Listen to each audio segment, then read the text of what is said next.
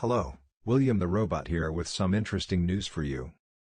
Today I will show some proof that the Phase 1 trade deal with China is dead. Graffiti, every time you see graffiti on a sign, you're going to say, And we'll also cover an article that discusses the difficulty of making a vaccine for you-know-what.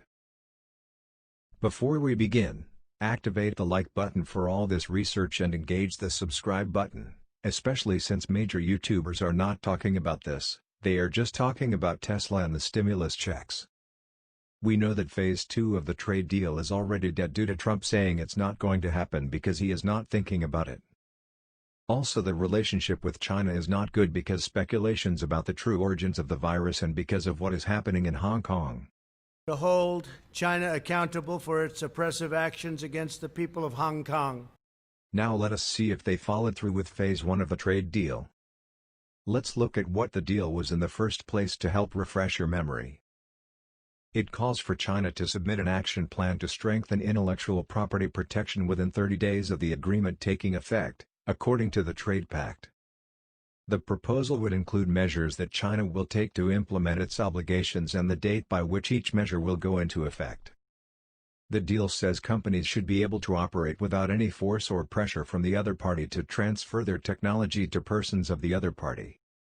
Technology transfers must be based on market terms that are voluntary and reflect mutual agreement, it reads. The agreement says China will increase purchases of U.S. manufacturing, energy and agricultural goods and services by at least $200 billion over 2 years. It makes commitments to try to root out the sale of counterfeit goods. The deal includes provisions to boost Chinese market access to financial services firms. Ahead of the signing, the Trump administration also revoked its decision to label China a currency manipulator.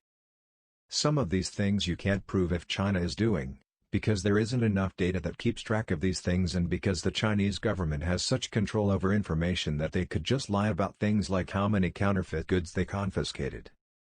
The one thing we can see if they are doing clearly, is the part of the agreement that says China will increase purchases from U.S. manufacturing, energy and agricultural by at least $200 billion over 2 years.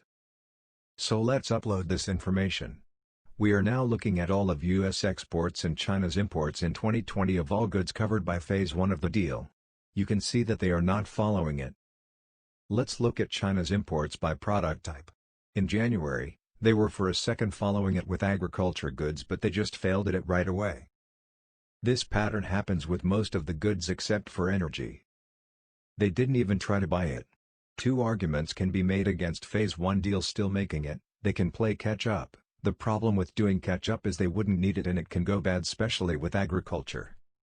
The second argument is the economy is slowing in China, but if either are true, why did they buy more Brazilian commodities?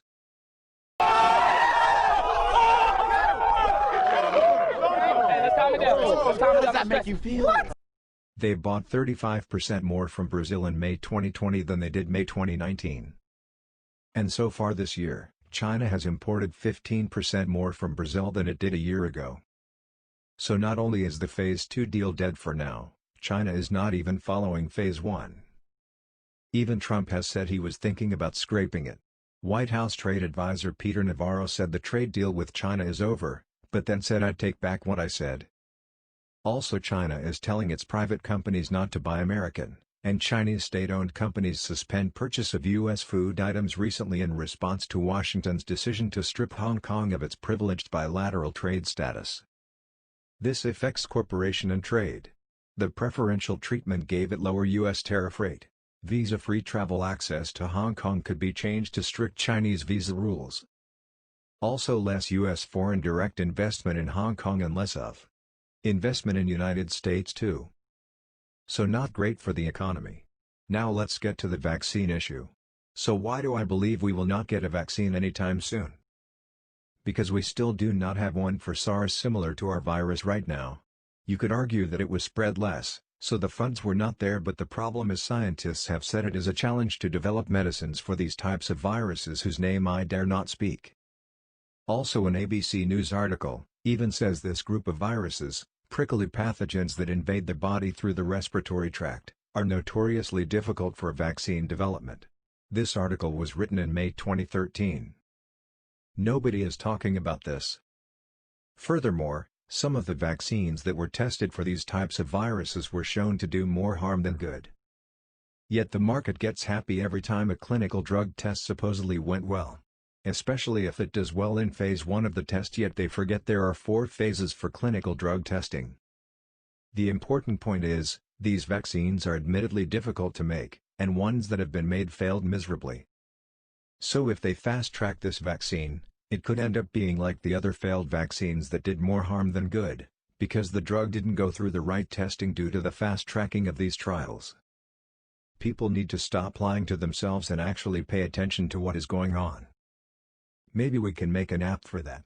The Don't Lie to Yourself and Pay Attention to What Is Going On app. All the links to the articles I used are down below. Have a nice day.